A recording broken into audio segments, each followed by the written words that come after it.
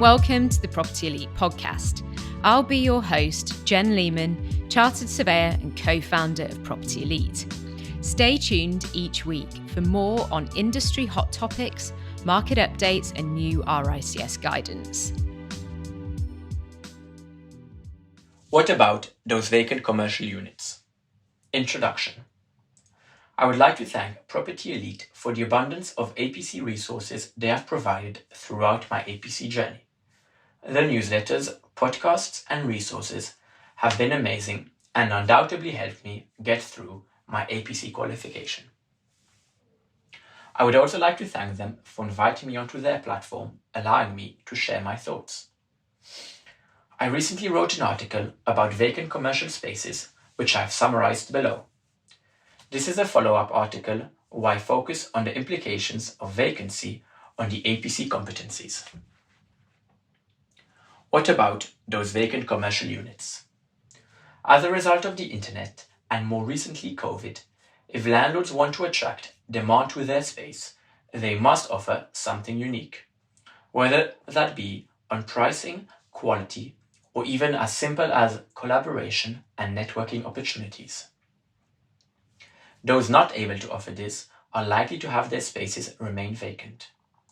What COVID has taught us is that most things can be achieved from home, and if a landlord cannot offer something unique, then we have no need for their spaces.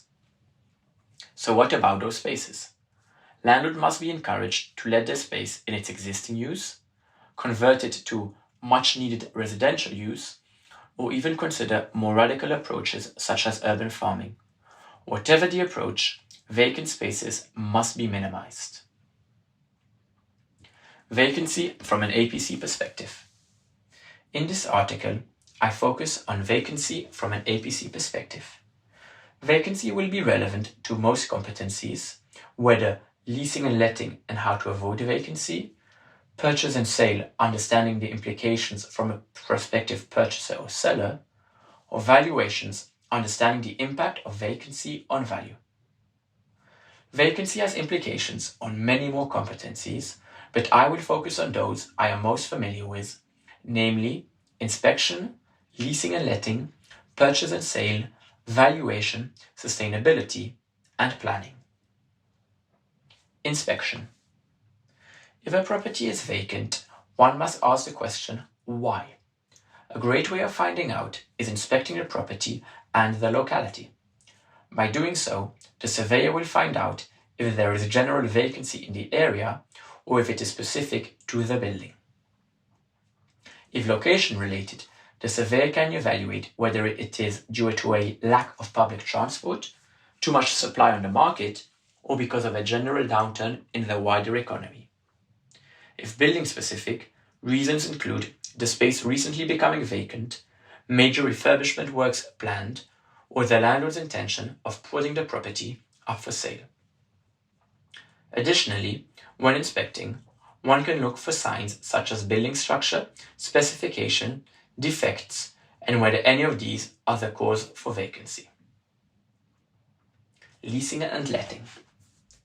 If letting a space for a client, the surveyor must consider the condition of the building, making sure it is up to date with modern-day tenant requirements.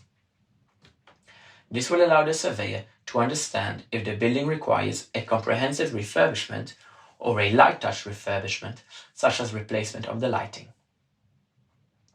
Additional considerations are alternative uses or requirements for a new EPC. Further implications are business rates and service charge in the absence of a tenant covering the costs, whilst also ensuring the insurers are aware of the vacancy. Purchase and sale. When advising on the sale of a property, it is crucial to understand the client's objectives. For instance, if the landlord is targeting owner-occupiers or seeking to refurbish the space and subsequently let it prior to the sale. Additional recommendations are to look at planning applications and determine if there are any consents to change the use class. Whether the space is vacant or let will also have an impact on sale value, as a potential purchaser would expect a discount for an unoccupied unit, which comes with additional risks. Valuation. When valuing a vacant property, it is likely to be valued as a riskier investment. This is as the landlord has no certainty of income. If valuing using the comparable or investment method, the valuer would need to make the appropriate adjustments incorporating a lower rental value or a higher yield. Sustainability. If a unit is vacant, checking the EPC rating and ensuring it has the minimum meets requirements is necessary. Further considerations are to inspect the lighting, heating and glazing and whether these can be improved, making the building more sustainable and environmental friendly. A better EPC rating increases the lettability of the space as well as the future sale value. Planning. If a commercial unit is vacant, can it easily be converted to residential and does it have permitted development rights?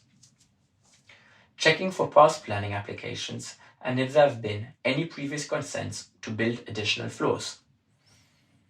Researching if the building is listed and limiting its potential refurbishment works must also be considered. Additionally, the Town and Country Use Class Order has been updated as of September 2020 and essential to consider what updated uses are permitted. Conclusion. There are many other implications on vacancy within the competencies discussed and those not discussed. Regardless of the competency, it is certain that vacancy has a significant impact. The APC is very much about market experience and surveyors being able to provide reasoned advice to clients. By having a clear understanding of the impact and consequences of a vacant unit, the candidate is demonstrating they are able to provide sound advice to clients as a chartered surveyor. If you enjoyed reading this article, please do share it. For more of my work, please have a look at my newsletter at jonathanroth.substack.com. Thanks for listening to the Property Elite podcast this week.